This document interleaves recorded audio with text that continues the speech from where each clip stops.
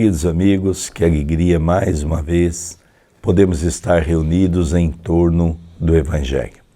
Que alegria podemos estar falando dessa mensagem tão bonita trazida pelo médium Francisco Cândido Xavier. É por isso que o nome do programa é Estudando as Obras de André Luiz. O livro específico é Nos Domínios da Mediunidade. Hoje nós estaremos gravando o capítulo 16º, a segunda parte. Nós estamos falando de um assunto muito interessante, uma casa espírita organizada. Já é a segunda que August leva André Luiz e Hilário Silva. Eles vão ver como funciona, já conheceram a Ambrosina, uma médium que tem uma característica diferente, ela tem um aparelho mediúnico, porque ela desenvolveu o amor nessa existência e começou a trabalhar com muito afinco. Então ela não tem uma mediunidade específica, mas ela recebe as orientações de Gabriel, que é o mentor espiritual da casa, ela que atende os necessitados. Então é uma história muito bonita que nós vamos ver a continuidade. Tudo bem com você, André Luiz? Tudo bem, querido Sérgio, mais um dia juntos, mais um dia gravando, mais um dia estudando. Este que, aos meus olhos, é o capítulo mais extenso do livro, em termos de páginas mesmo, e ao mesmo tempo uma descrição fabulosa de uma casa espírita, de uma extraordinária médium, Ambrosina, que pelo seu amor, pela sua renúncia, pelo seu devotamento, leva paz, luz a tantos corações que batem na porta daquela casa espírita, daquele agrupamento. E hoje vamos dar continuidade no capítulo que iniciamos no vídeo passado, lembrando que o nosso estudo ele é sempre dividido em 2 vídeos por capítulo, para que possamos ver com calma, com cautela, com entendimento o que André Luiz nos ensinou. Continua a leitura. Vários amigos espirituais, junto aos componentes da mesa diretora, passaram a ajudá-los na predicação doutrinária, com bases no ponto evangélico da noite, espalhando através de comentários bem feitos, estímulos e consolos. Fichas individuais não eram declinadas. Entretanto, percebíamos claramente que as pregações eram arremessadas ao ar, com o endereço exato. Aqui levantavam um coração caído em desalento, ali advertiam consciências descuidadas, mais além renovavam o perdão, a fé, a caridade, a esperança. Então, o que André Luiz e Hilário Silva começaram a perceber? Que vários amigos espirituais, junto aos componentes da mesa, né, a mesa já está composta, passaram a ajudá-los na predicação doutrinária, ou seja, lembram que no programa passado foi dito que estava tendo algumas leituras evangélicas, né? Isso ia fazer com que as pessoas que estivessem ali pudessem se compenetrar naquela lição que estava sendo ministrada e a partir daí que eles começaram a se aproximar. Por quê? Porque depois ele explica. Cada um dos encarnados chega no centro espírita com os seus problemas, com as suas dificuldades, com os seus anseios. Então era necessário fazer essa preparação para que eles pudessem realmente se aproximar dos médiuns para o início da atividade. Não faltavam quadros impressionantes de espíritos perseguidores, que procuravam hipnotizar as próprias vítimas, precipitando-as no sono provocado, para que não tomassem conhecimento das mensagens transformadoras, ali veiculadas pelo verbo construtivo. Aqui eu vou chamar a atenção de muitas pessoas que dentro do próprio movimento espírita, pela ignorância daqueles que não estudam, acabam falando coisas equivocadas. Tem pessoas que dizem assim, eu fui no centro, eu dormi a reunião inteira. E aí alguns orientadores do movimento espírita, desavisados, diz assim: você estava trabalhando. Não, desculpe, não estava trabalhando não. Você estava sob um processo hipnótico dos obsessores que não entraram na casa, mas que estava te induzindo pelo fio pensamento. Eles estavam lá fora. Então veja que isso é um assunto muito interessante que André Luiz traz para todos nós, André Luiz. É verdade. Termos atenção, termos cuidado. Às vezes a espiritualidade inferior usa esses mecanismos para não ouvirmos a mensagem edificante. Continua André Luiz. Muitos médiuns funcionavam no recinto, colaborando em favor dos serviços de ordem geral, a se processarem harmoniosos. Todavia, observávamos que Dona Ambrosina era o centro da confiança de todos e o objeto de todas as atenções. Figurava-se ali o coração do santuário, dando e recebendo, ponto vivo de silenciosa junção entre os habitantes de duas esferas distintas. Junto dela, em oração, foram colocadas numerosas tiras de papel. Eram requerimentos, anseios e súplicas do povo, recorrendo à proteção do além, nas aflições e aperturas da existência. Então, é como se fosse aqueles cadernos de oração que nós temos no Centro Espírita, nas sessões públicas, ou mesmo no trabalho de desobsessão, quando é feita uma ficha para as pessoas que estão em tratamento, foram colocados ao lado da médium. Esta médium não era a médium melhor, não era a médium principal, mas era sim o centro de equilíbrio de toda aquela casa espírita. Era ela que facilitava o intercâmbio das dimensões. Era uma médium segura, era uma médium doutrinada, evangelizada, era uma médium capacitada para o que estava fazendo. Ao longo destes últimos 20 anos foi tentada de toda sorte no lado sexual. Lembremos que ela não foi casada. Do lado do poder, do lado da vaidade. Quantos médiuns com muito menos do que nossa irmã Ambrosina não se perdem pela ambição desmedida? E ela em 20 anos consecutivos, dando testemunho, sendo fiel, para que ela chegasse onde chegou, para ela ser o que ela é, não foi um dia, foi uma conquista que levou 20 anos de sua experiência terrena. Não estamos falando de um médium principiante, de um médium promissor, nós estamos falando de um médium que conseguiu, nos últimos 20 anos, angariar a companhia, por exemplo, de um Gabriel. André, antes de você ler, é muito interessante porque fala aqui, por exemplo, de papéis com anotações de pessoas e endereços, um livro ou um caderno onde se anota os nomes. Eu me lembro que quando eu frequentava a casa do Chico, eu sempre ouvi uma história que as pessoas contavam que quando o Chico foi para Goiânia, que ele ia com muita frequência para visitar o leprosário que era dirigido por Dona Alba. Uma vez, a Dona Alba contava para todo mundo que ela chegou para o Chico e disse: Chico, olha, eu posso ser sincera com você? Eu não acredito nessa história de que a gente coloca um livro e todo mundo vem, todo mundo anota os nomes, o endereço. Eu não acredito nisso. E o Chico disse assim: não, Alba, acredite sim. Conforme você vai estar escrevendo o nome, uma equipe espiritual está registrando para tentar ajudá-la.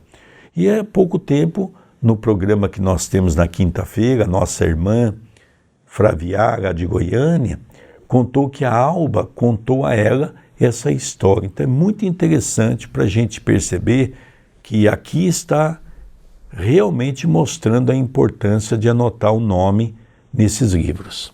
Cada folha era um petitório agoniado, um apelo comovedor. Entre Dona Ambrosina e Gabriel, destacava-se agora extensa faixa elástica de luz azulínea, e amigos espirituais, prestos na solidariedade cristã, nela entravam e, um a um, tomavam o braço da medianeira, depois dele influenciarem os centros corticais, atendendo, tanto quanto possível, aos problemas ali expostos.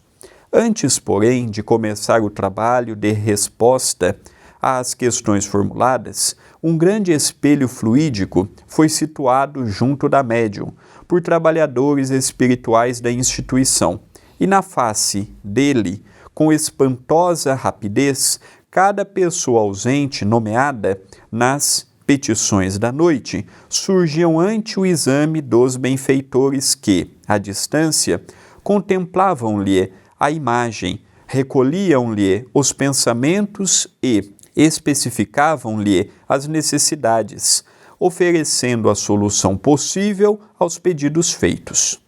Então, nós estamos diante de uma atividade totalmente diferente do que nós vimos no outro trabalho mediúnico. Hoje, nós estamos vendo que esta casa trabalhava com espelho. Hoje nós podemos dizer uma tela LED, uma tela de LCD, uma tela dessas que nós temos das mais modernas, e ali era colocado a imagem. Como nós assistimos, como vocês estão assistindo o YouTube, então o André pediu ajuda à casa. Ele tem merecimento ou não? Ele está dando condições para receber ajuda ou não? O André tem condições de receber ajuda, vamos colocar ok na ficha dele. Olha, fulano não tem. Ele pede ajuda, mas ele sai daqui, ele briga com a esposa, ele chuta o cachorro, ele está sempre com a verdade, ele não faz o evangelho no lar, ele não nutre uma fé, ele não nutre pensamento evoluído ou elevado. Esse, infelizmente, hoje não tem condições de receber a nossa ajuda. Então é interessante o modo que os benfeitores trabalham. Mostra também a interligação entre Ambrosina e Gabriel, Gabriel dirigindo aquela atividade e também dirigindo a médium, que era uma usina de grandes proporções medianímica, que estava naquele momento trabalhando e desenvolvendo vários papéis. Ambrosina estava desenvolvendo vários papéis simultaneamente e até creio que alguns dos papéis inconscientemente através de sua extraordinária dedicação e do seu extraordinário amor ao que estava fazendo. Continua. Enquanto cultos companheiros de fé ensinavam o caminho da pacificação interior, sob a inspiração de mentores de nosso plano, Dona Ambrosina, sob o comando de instrutores que se revezavam no serviço assistencial, psicografava sem descanso. Vejamos bem, encarnados comentavam o Evangelho e ela trabalhava como médium de psicografia. Uma médium com vários espíritos em rodízio, usando ela como médium. Não estamos aqui falando de uma médium comum, de uma médium que no centro espírita recebe uma mensagem, duas mensagens. Olha, é interessante. Revezavam no serviço assistencial, usando ela como médium de psicografia. Eu lembro do Chico, por exemplo, que numa noite recebia 500 receitas do Dr. Bezerra, 600 receitas homeopáticas. Será que nós temos ideia o que é você receitar 500 numa única noite, em 3, 4 horas de trabalho? É um volume extraordinário. Continua, equilibrara-se o trabalho no recinto e, com isso, entendemos que havia reaparecido ocasião adequada para as nossas indagações. Hilário foi o primeiro na inquirição, que não conseguíamos sopitar, e indicando o enorme laço fluídico que ligava Dona Ambrosina ao orientador que lhe presidia a missão, perguntou: que significa essa faixa, através da qual a médium e o dirigente se associam tão intimamente um ao outro? Então aqui nós vamos ver a resposta, não é? Mas é muito interessante, porque o que chamou a atenção é exatamente a cumplicidade entre o amigo espiritual e a trabalhadora encarnada. Então a gente vê, e é importante, não é? Porque a grande maioria das casas espíritas nós vemos dirigentes sem a companhia dos espíritos. Aí fica difícil. Porque uma casa espírita que não tem as diretrizes voltadas para o plano espiritual, nós poderíamos dizer que não é uma casa espírita. Pode ser tudo, menos uma casa espírita. Se uma casa espírita não tem um trabalho mediúnico, como é que ela pode ser uma casa espírita se uma casa espírita é um trabalho dos dois planos? Ah, mas a nossa casa, Sérgio, tem um trabalho magnífico assistencial. Ela pode ser tudo. Dentro do assistencialismo, ela faz um serviço maravilhoso, bacana. Ah, também tem as sessões públicas que falam do Evangelho e tem o passe. Muito bacana. Mas se não tem um trabalho mediúnico, ou se não tem um trabalhador capaz de receber um espírito do plano espiritual para os orientar, alguma coisa está errada. É a mesma coisa nós queremos jogar uma partida de futebol sem bola. Não tem como se fazer um movimento espírita sem espíritos. Hoje a gente vê congressos, por exemplo, aonde começa com prece, até aí tudo certo, são os oradores, depois tem música, depois tem teatro, tem tudo. Os únicos que não participam são os espíritos. Então nós precisamos repensar o nosso movimento, nós precisamos repensar o que é o espiritismo, para a gente ver a importância desse quadro. Aulus, com a tolerância e a benevolência habitual, elucidou. O desenvolvimento mais amplo das faculdades medianímicas exige essa providência.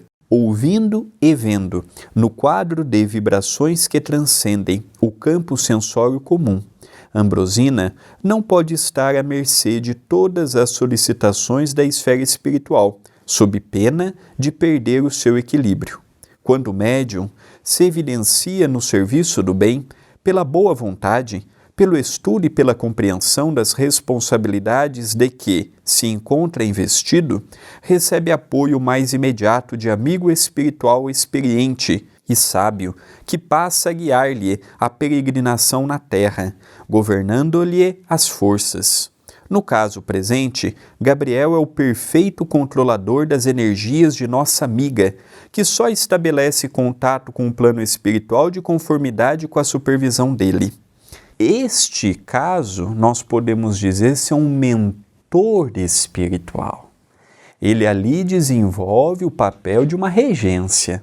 Ele administra aquela faculdade extraordinária, ele assessora ela nos quesitos da mediunidade e com ela utiliza toda a sua potencialidade para não ficar à mercê desses pensamentos inferiores que lhe chegam através dos petitórios, dos problemas. Por isso da necessidade dessa união. Agora nós compreendemos o porquê que o Chico e Emmanuel eram tão unidos. Precisava-se desta questão. Então nós percebemos aqui, e estamos diante de um caso fabuloso, de um caso extraordinário, de uma dedicação, de um amor por ambas as partes, por parte dela encarnada, mas também por parte do espírito amigo. Quer dizer que para efetuarmos uma comunicação por intermédio da Senhora, sob nosso estudo, será preciso sintonizar com ela e com o orientador ao mesmo tempo? Justamente, respondeu Aulus, satisfeito. Um mandato mediúnico reclama ordem, segurança, eficiência. Uma delegação de autoridade humana envolve concessão de recursos da parte de quem a outorga. Não se pedirá cooperação sistemática do médium sem oferecer-lhe as necessárias garantias. Então aqui nós percebemos, que é muito interessante. Então é natural, por exemplo, nós temos o nosso trabalho na Casa Espírita e não tem como desassociar o nosso trabalho à figura do Dr. Adroaldo Modesto Gil, que é quem dirige todas as nossas atividades. É verdade que eu tenho um respeito e uma admiração grande por esse irmão. Já foi comentado, ele é um espírito perfeito? Não. Vai ter que reencarnar? Vai. Vai ter que passar por dificuldades também? Vai. Tem coisas que tem que colher referente ao passado? Tem. Agora, por outro lado, existe uma afinidade de trabalho, onde há um respeito mútuo, onde o médium respeita o espírito e o espírito respeita o médium. Então, por isso, esse entrelaçar é muito importante, por isso que fala aqui dessa condição. Eu acho muito interessante isso. Para mim, isso é uma coisa muito comum, porque a nossa casa, o CEPAC, o Núcleo Chico Xavier, é dirigido dessa maneira. Tudo que há dentro do trabalho na casa é orientada pelo nosso Dr. Adroaldo. E ele diz para mim assim, o que é na parte material é você que cuida. O que é a parte material? Nós não vamos consultar o espírito para se vai trocar uma lâmpada, se vai colocar aqui nessa sala, se vai colocar aqui um biombo, se vai colocar uma prateleira. Eles não estão preocupados com isso. Ele cuida da parte espiritual. E nós cuidamos da parte física daquilo que tem que ser. Por exemplo, nós temos o alimento. É nós que temos que correr atrás do alimento, não é os espíritos. Somos nós. E na hora que nós estivermos fazendo o alimento, eles vão ajudar no processo do auxílio da medicação. Então é essa simbiose que é muito importante, André. Isso, porém, não dificultará o processo de intercâmbio? De modo algum. Perante as necessidades respeitáveis e compreensíveis, com perspectivas de real aproveitamento, o próprio Gabriel se incumbe de tudo facilitar, ajudando aos comunicantes tanto quanto auxilia a médium. Então olha que interessante, tudo o que acontece com a médium passa pelo crivo dele. Ninguém se comunica por ela sem autorização dele. Por isso que nenhuma obra foi editada por Chico Xavier sem autorização de Emmanuel. Então nós vemos que esse intercâmbio é uma dupla, nós não podemos falar de Ambrosina sem Gabriel, como não podemos falar do Gabriel na casa espírita sem Ambrosina. É um compromisso que vai terminar quando a Ambrosina desencarnar. Se ela continuar firme, não é? A gente, quando está encarnado, tem 1000 situações que pode afastar do caminho. A partir do momento que ela desencarna, Gabriel poderá, seja reencarnar, seja assumir um outro compromisso, seja estagiar em esferas mais elevadas, seja assumir um compromisso com uma outra médium, com outro médium, e ele também vai dar continuidade na sua evolução, tanto quanto Ambrosina no plano espiritual.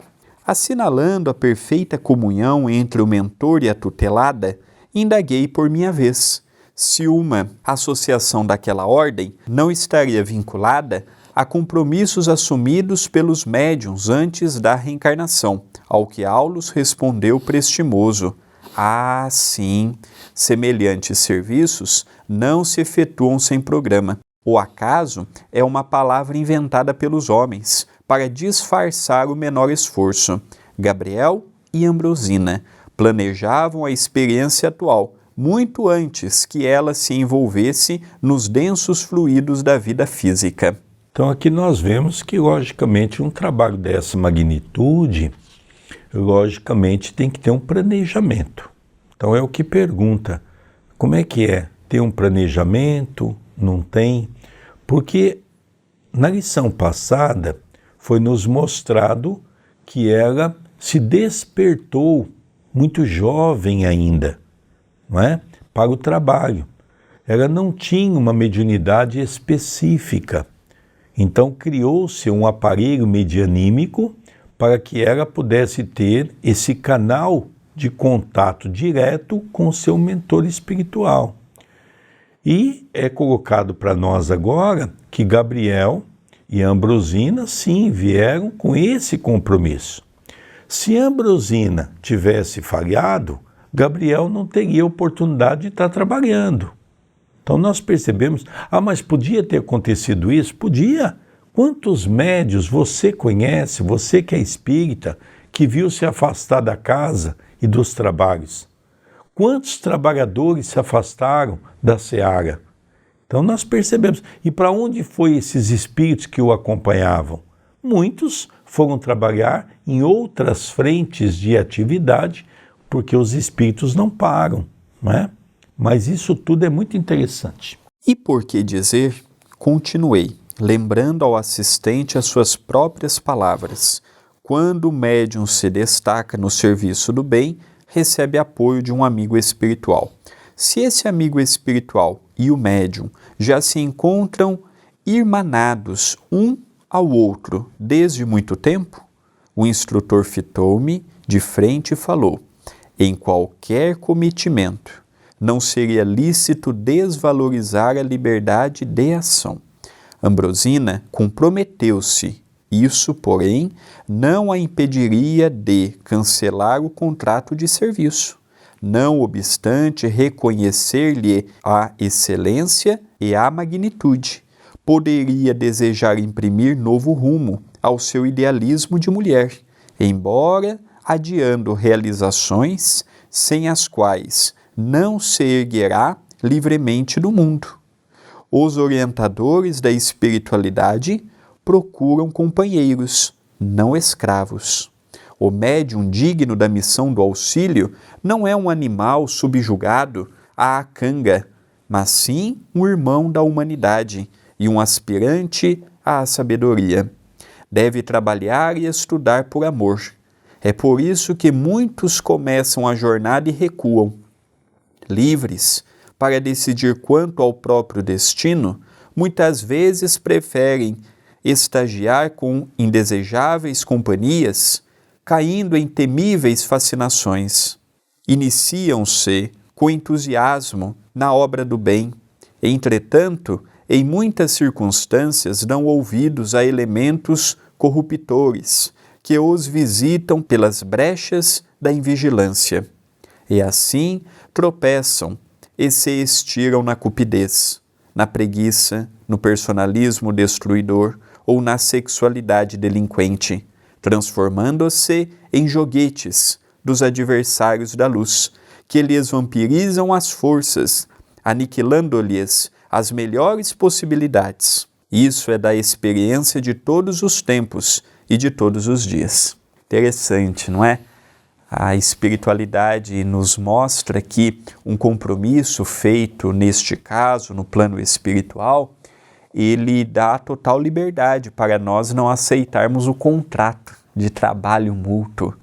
Evidentemente que Gabriel perderia todo aquele preparo, já que o trabalho não se concretizaria, mas é um espírito categorizado, não faltaria emprego para ele no mundo espiritual. Mas a companheira, se ela viesse a desviar do caminho, como já foi mencionado no livro Os Mensageiros, chegaria no mundo espiritual como uma falida, espiritualmente falando, com um preparo. Ela, para desenvolver esse trabalho que ela desenvolveu, ela teve um preparo no mundo espiritual. Por mais que ela se sublimou e ela fez a mais do que estava programado, ela teve um corpo preparado para a sua atividade, ela conheceu a mensagem desde muito cedo, ela teve todo um preparo do meio, e se ela viesse a se perder, seja por qual fator fosse, ela poderia colocar todo este preparo, assumir dívidas que ela poderia ter evitado pela sua vigilância. Então é um caso a estudarmos e um caso a nos colocarmos no lugar dela e vermos o esforço hercúleo que ela está tendo para continuar sua jornada terrena. Continua. Sim, concordei. Mas não seria possível aos mentores espirituais a movimentação de medidas capazes de pôr cobro aos abusos quando os abusos aparecem? Meu interlocutor sorriu e obtemperou. Cada consciência marcha por si. Apesar de serem numerosos os mestres do caminho, devemos a nós mesmos a derrota ou a vitória. Almas e coletividades adquirem as experiências com que se redimem ou se elevam ao preço do próprio esforço. O homem constrói, destrói e reconstrói destinos. Como a humanidade faz e desfaz civilizações, buscando a melhor direção para responder aos chamamentos de Deus. É por isso que pesadas tribulações vagueiam no mundo, tais como a enfermidade e a aflição, a guerra e a decadência, despertando as almas para o discernimento justo. Cada qual vive no quadro das próprias conquistas ou dos próprios débitos. Assim, considerando, vemos no planeta milhões de criaturas sob as teias da mediunidade torturante, milhares detendo possibilidades psíquicas apreciáveis, muitas tentando o desenvolvimento dos recursos dessa natureza e raras obtendo um mandato mediúnico para o trabalho da fraternidade e da luz. E segundo reconhecemos, a mediunidade sublimada é serviço que devemos edificar, ainda que essa gloriosa aquisição nos custe muitos séculos. É um capítulo longo, é o mais longo de todo esse livro, mas é um capítulo muito fácil de entender. Então, quando é feito essa pergunta, não é? Se a pessoa, quando erra, se não seria possível, diante dos abusos, a pessoa ser auxiliada, olha, você está no caminho errado. E aí, alguns vêm dizer para nós que é a questão do livre-arbítrio. Eles não podem interferir no nosso livre-arbítrio. Vamos relembrar que a Ambrosina, ela veio e na sua juventude ela teve muitos problemas. Mas ela não deixou ser envolvida pelos problemas. Ela encarou as atividades com amor, ela disciplinou o seu coração, disciplinou os seus pensamentos e disse sim para Jesus. Foi uma escolha dela. E nesse caso, logicamente, o triunfo há de ser grande, porque entra toda aquela staff do plano espiritual, aí sim que vai o auxiliar. Pode até ser que em algum momento o médium tenha um tombo, é a hora dos espíritos entrarem para socorrê-los. Isso é possível, mas os espíritos não vão ficar o tempo todo nos mostrando aquilo que nós devemos fazer. Mas ainda, num mandato mediúnico, o tarefeiro da condição de Dona Ambrosina pode cair? Como não? Acentuou o interlocutor. Um mandato é uma delegação de poder obtido pelo crédito moral, sem ser um atestado de santificação. Com maiores ou menores responsabilidades, é imprescindível não esquecer nossas obrigações perante a lei divina, a fim de consolidar nossos títulos de merecimento da vida eterna. E com significativo tom de voz, acrescentou: recordemos a palavra do Senhor, muito se pedirá de quem muito recebeu. Então, é perguntado, ela pode falhar? Pode. Ela pode falhar. Um mandato é uma concessão.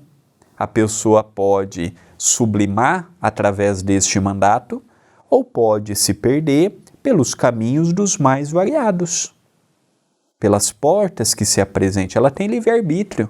Ela pode chegar e falar assim: Gabriel, eu agradeço aos 20 anos de trabalho, você me ajudou muito, igual um casamento. Mediunidade é igual casamento.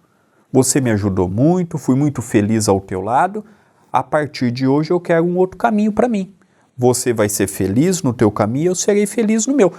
Eu gostei muito desse exemplo que eu dei agora, que mediunidade é casamento. Quando eu caso com uma pessoa, não está escrito que eu ficarei eternamente com ela. Não está escrito que eu envelhecerei ao lado dela. Pode ser que ela desista, que eu conheça outra pessoa, ela também, que a gente não dê certo em determinada altura da nossa vida.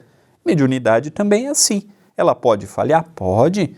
Mas ela está demonstrando pelo seu histórico, pelo seu desejo, ser uma companheira disciplinada, afetuosa, submissa, não submissa no sentido do livre-arbítrio, mas no sentido de ouvir e acatar as orientações espirituais.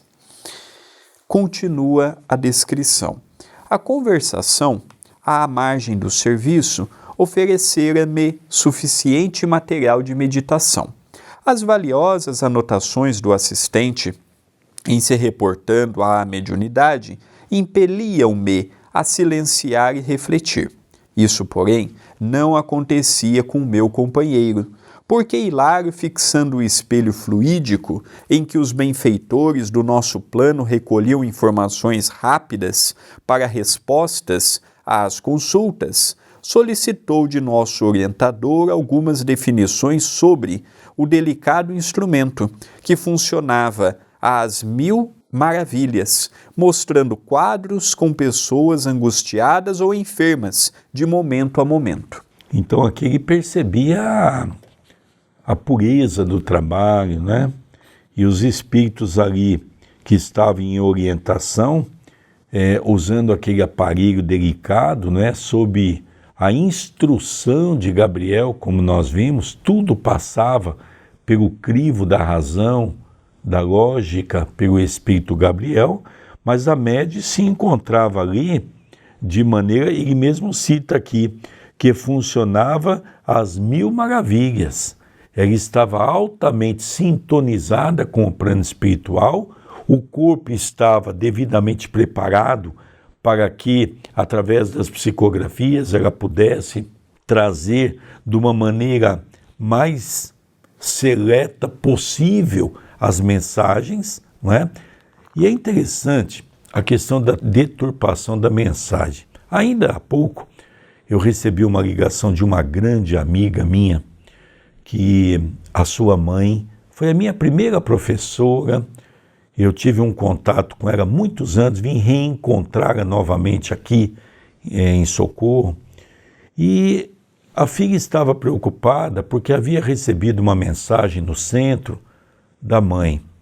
Só que a mãe fazia algumas colocações ali de âmbito familiar que ela nunca fez quando estava em nossos meios. E eu posso afirmar isso porque eu fui um grande amigo da nossa irmã Terezinha. Isso causou um celeuma nessa nossa irmã, não é? Que dizia: Sérgio, mamãe nunca foi de falar dessa maneira de determinados familiares. Agora iria falar? Eu digo: olha, Terezinha, por isso que Paulo dizia na sua epístola: verificais tudo e retendes o bem. Tudo vos é lícito, mas nem tudo vos é permitido. Retira o que você acha que é importante e o que não for, você elimina. Então nós vemos que a mediunidade ela tem que ser um canal de muito cuidado. Nós estamos vendo aqui uma médium que é realmente perfeita na sua colocação, mas tem muitos médiuns que precisam vigiar um pouco mais, olhar se aquilo é real, antes de ficar distribuindo mensagens para todo mundo. É um televisor manobrado com recursos de nossa esfera. Entretanto, inquiriu Hilário minucioso, a face do espelho mostra o veículo de carne ou a própria alma? A própria alma. Pelo exame do perispírito, alinham-se avisos e conclusões. Muitas vezes, é imprescindível analisar certos casos que nos são apresentados de modo meticuloso. Todavia, recolhendo apelos em massa, mobilizamos meios de atender à distância.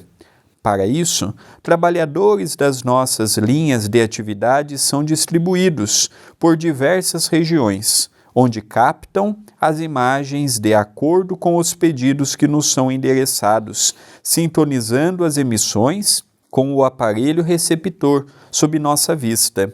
A televisão, que começa a estender-se no mundo, pode oferecer uma ideia imediata de semelhante serviço, salientando-se que entre nós essas transmissões são muito mais simples, exatas e instantâneas. Então, estamos vendo aqui o caso da análise das pessoas que foram até o centro pedir ajuda, e naquela tela eram colocado a imagem, era colocado os seus dramas, e também a espiritualidade fazia uma análise meticulosa de quem receberia ajuda, de quem receberia ajuda parcialmente. Era um trabalho dos benfeitores daquela casa fazer esta triagem. E hoje, com a questão da televisão, fica bem claro, bem nítido compreendermos este exemplo que André Luiz nos deu, numa época que a televisão ainda era tão rudimentar comparado com hoje e tão aquém comparado com o que temos hoje.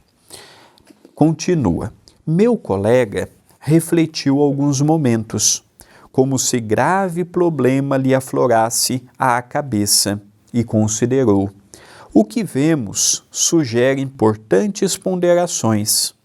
Imaginemos que alguém espeça determinada solicitação ao mandato mediúnico, sujeito a certa demora entre a requisição e a resposta. Figuremos que o interessado, situado longe, desencarne e permaneça em espírito, como acontece em muitas ocasiões, num aposento doméstico ou em algum leito de hospital, embora já liberado do corpo físico.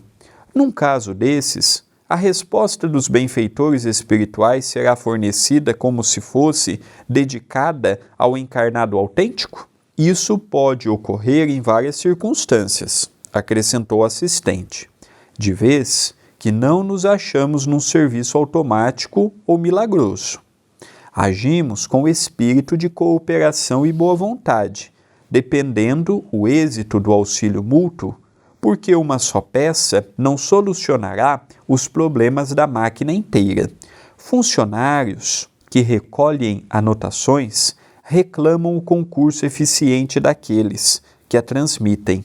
Muita vez, a longa distância, a criatura em sofrimento é mostrada aos que se propõem socorrê-la, e os samaritanos da fraternidade, em virtude do número habitualmente enorme dos aflitos, com a obrigação de ajudar de improviso, não podem de momento ajuizar se estão recebendo informes acerca de um encarnado ou de um desencarnado, mormente quando não se acham laureados por vastíssima experiência. Em certas situações, os necessitados exigem auxílio intensivo em pequenina fração de minuto. Assim sendo, qualquer equívoco desse jazz é perfeitamente admissível. Então nós estamos percebendo aqui, né, já partindo para o final, onde há essa pergunta, né, que é muito interessante, porque Hilário estava encantado com tudo isso. Ele faz essa colocação: o que vemos sugere importantes ponderações. Imaginemos que alguém expressa determinadas solicitações a um mandato mediúnico, sujeito a certa demora entre a requisição e a resposta. Ele vai fazendo algumas colocações da perfeição que ele está percebendo, doutrinariamente falando, no trabalho envolvendo os dois planos.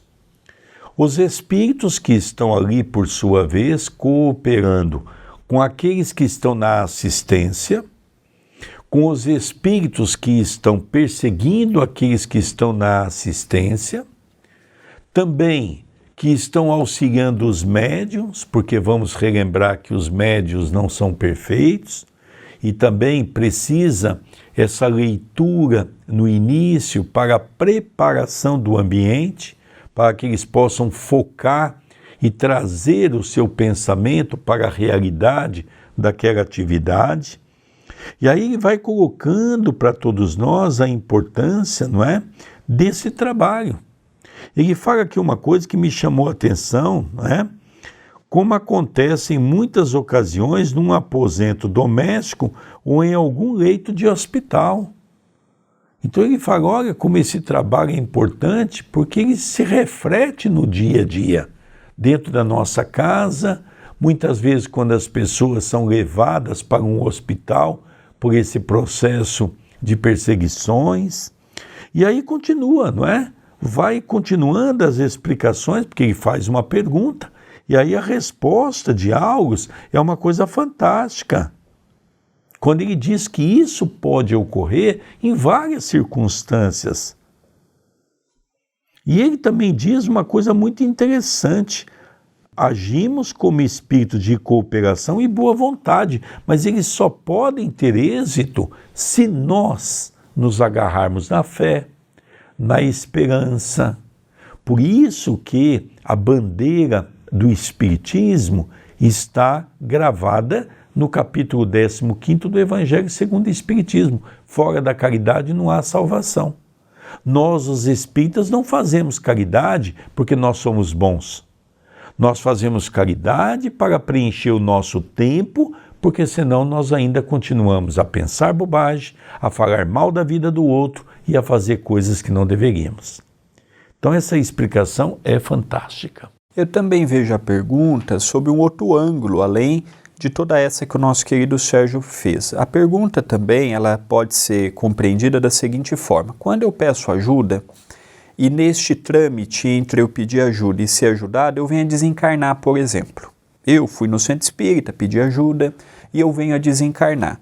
Como é que os espíritos sabem onde eu estou? Se eu desencarnei, eles vão poder me levar ao auxílio como se eu estivesse encarnado? Resposta: olha, a espiritualidade tem muitos meios. A comunicação aqui também é falha, como é falha no meio dos encarnados. Muitas vezes a gente imagina que os espíritos sabem de tudo, que os espíritos falam de tudo, que os espíritos fazem tudo, e aqui nós estamos vendo que não é bem assim.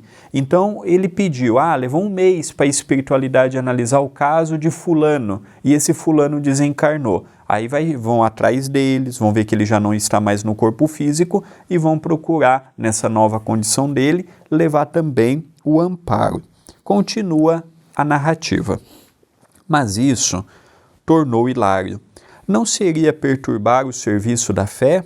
Se fôssemos nós, os encarnados, não julgaríamos tal acontecimento como sendo inútil resposta enviada ao morto? Não, Hilário. Não podemos situar a questão nestes termos. Quem busca sinceramente a fé encontra o prêmio da compreensão clara e pacífica das coisas, sem prejudicar-se diante de contradições superficiais e aparentes. Então aqui Hilário pergunta, mas isso não seria uma perca de tempo? Vem às vezes a pessoa já desencarna, não seria nós pegarmos um tempo para uma situação que não vale a pena, não vale o esforço, não vale a dedicação? Resposta, não. Toda pessoa que faz um pedido sincero não fica sem resposta por parte do alto. A pessoa pode ter errado a vida toda, pediu ajuda no final. Mas então quer dizer que vai ser perdoada de todos os delitos que cometeu? Não. A partir do momento que eu cometo um delito, eu coloquei na minha ficha reencarnatória que mais cedo ou mais tarde eu vou assumir aquilo. Não adianta depois, eu estou arrependido, eu matei uma pessoa, mas eu estou arrependido. Eu até posso realmente estar arrependido, mas o meu arrependimento não tira que no momento impensado eu tirei a vida de uma outra pessoa. Interessante também, né? Nós já vimos na aula de André Luiz que os espíritos estavam à busca de uma pessoa para ajudar, a pedido de alguém, e eles tiveram que essa pessoa, nos seus pensamentos, começar a pensar sobre aquele que queria ser ajudado, que já estava no mundo espiritual, e os espíritos foram, através do pensamento, buscá-lo. Olha que coisa interessante. Tem pessoas que acham que os espíritos sabem tudo, que os espíritos falam sobre tudo. Não é assim que funciona. Verdade. Então, nós temos aprendido cada dia mais com André Luiz. Continua. Nesse ponto do diálogo, o assistente meditou um instante e observou.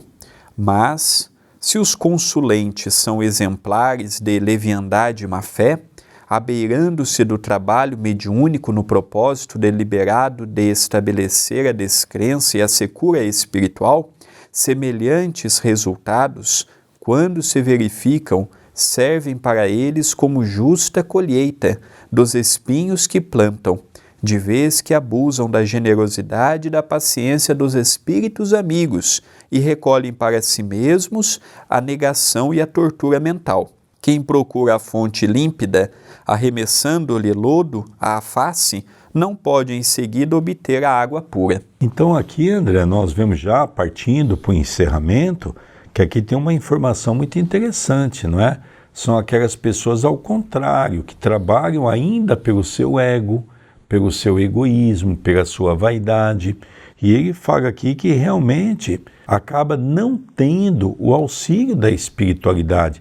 Os espíritos estão conosco enquanto eles encontram uma fonte para poder auxiliar. Quando eles percebem que isso foge um pouquinho e que os petitórios são muito grandes e que as pessoas estão mais preocupadas em resolver os seus problemas, lógico que ele diz aqui, não é, que os espíritos vão procurar uma outra fonte límpida, que ele até usa aqui, para dar continuidade nas suas atividades. E alguns capítulos atrás, nós vimos também aquela moça que foi pedir ajuda no centro espírita, que estava doente, por conta daquele personagem que havia desencarnado e ambos desenvolveram uma sintonia. Nada mais é do que o caso que ele explica aqui. A pessoa vai no centro, ouve a mensagem, mas não quer mudar suas conversas, não quer fazer prece, não quer mudar os seus hábitos, chega no centro espírita e quer que o centro espírita lhe dê saúde, lhe dê paz, lhe dê tranquilidade, mas ela não quer se esforçar. Os espíritos têm paciência. Já vimos no livro Missionários da Luz, e aqui eu coloco esse exemplo. Teve uma pessoa que recebeu 10 tratamentos completos na casa espírita. Quando foi pedir o 11º, o espírito falou, agora não.